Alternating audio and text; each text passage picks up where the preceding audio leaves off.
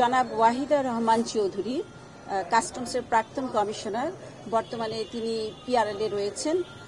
তিনি বৃহৎ করদাতা ইউনিট মূসক ঢাকায় কর্মরত থাকাকালে আইনের ব্যত্যয় ঘটিয়ে অসৎ উদ্দেশ্যে ক্ষমতার অপব্যবহার করে এখতিয়ার বহির্ভূতভাবে 16টি নথিতে 4টি মোবাইল অপারেটর কোম্পানি গ্রামীণ ফোন, বাংলালিংক, রবি এবং এয়ারটেলের নিকট অপরিশোধিত সুদ বাবদ পাওনা 152,89,390 টাকা মওকুফ করে সরকারের আর্থিক ক্ষতি সাধন করেছেন।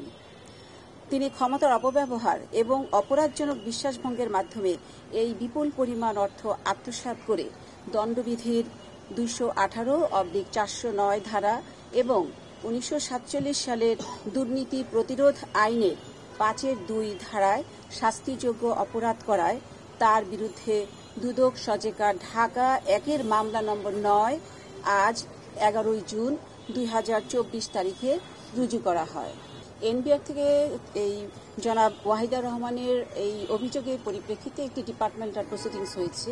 ওই ডিপার্টমেন্টাল প্রসিডিংসে এই অভিযোগগুলি প্রমাণিত হয়েছে এবং উনি যে এখন পিআরএল এ রয়েছেন, উনি কিন্তু অবসরজনিত সুযোগ সুবিধা কিছু ভোগ করছেন না এবং ওই অভিযোগগুলি প্রমাণিত হওয়ায় আমাদের দুদক অফিসে পাঠিয়েছে এ ব্যাপারে পরবর্তী কার্যক্রম গ্রহণ করায়।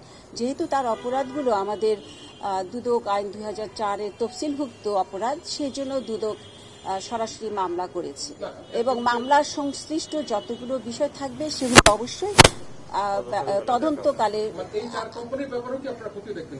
সেটা মামলা যখন শুরু হবে তখন তদন্তকালে দেখা হবে। এটা আইও যিনি ইনভেস্টিগেট করবেন তিনি এগুলো বিষয় দেখবেন।